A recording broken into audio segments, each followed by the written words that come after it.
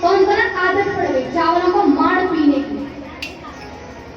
पहले जमाने में तो कुछ खाने के लिए दाने तो पहले हांडियों में बनाते थे, चावल वगैरह हांडियों में बना करके। देखिए बारिश पड़ रही है, कितनी महिमा कर रही है। भगवान की महिमा हुई है, बारिश पड़ना आरम्भ हो गया।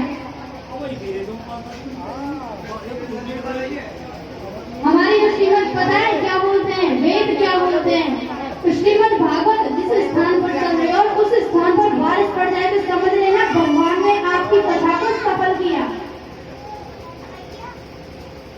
और आप सभी लोगों का ना कथा सुनने का, वैसे वास्तव में नगरी गांव में ना इतनी श्रद्धा है, सच में इस गांव के लिए एक बार तालियां बजाइए।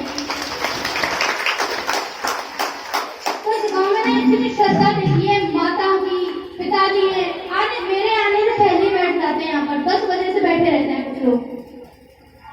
इतनी श्रद्धा, इतना भाव, इस गांव का कल्याण होना निश्चित है, निश्चित नहीं सुनिश्चित है।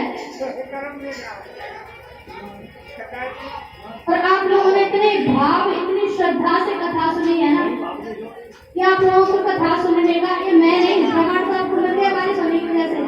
शास्त्र वेद कहते हैं कि जहाँ पर भागवत चल रही है वहाँ पर बारिश आ जाए, समझ लेना आपका सफल है, जो भी आपने आयोजन किया वो सफल।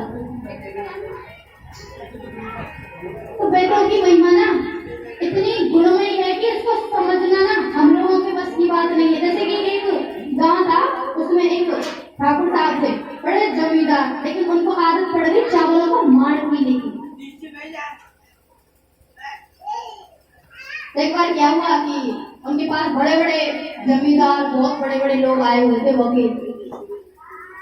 तो उनकी श्रीमती जो पत्नी जी थी, उन्होंने कहा अपने बेटे से कि बेटा जाकर के ना पसीना चावलों को माड़ निकल गया है, ठंडा ना हो जाए, ठंडा होने से पहले पीने।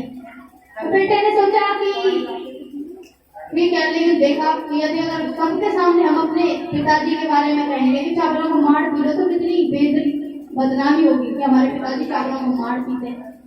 तो वो जब उनका लड़का था ना, वो इतना माइंडेड था, इतना बुद्धिमान था, उसने एक ऐसी शब्दावली कहा कि पिताजी धानुपुर से ना माड़ो जी आए हैं और कठोरा के घाट पर बैठे हैं, जल्दी जल्दी दर्शन कर ले वरना सीतापुर को निकल जाएंगे।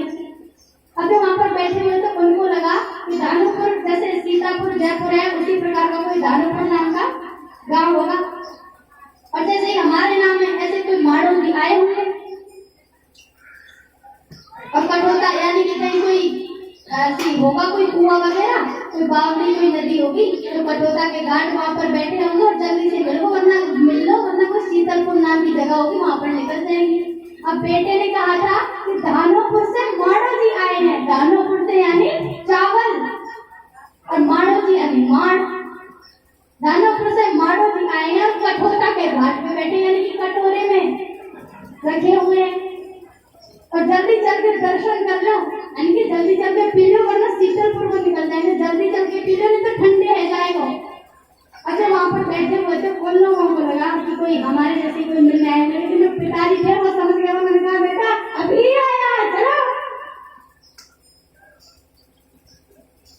तो जो सरस्वती होती है ना, जो मूर्खों के हाथ में चली जाती है तो वो सरस्वती भी डगमगाने लगती है, पता नहीं है मूर्ख मेरे शब्दों का उल्टा सीधा कैसे, क्या मतलब निकालेगा। तो प्राचीन धरणी को पुरंजन उपाख्यान के द्वारा नारद जी ने उपदेश दिया। पुरंजन और अभज्ञा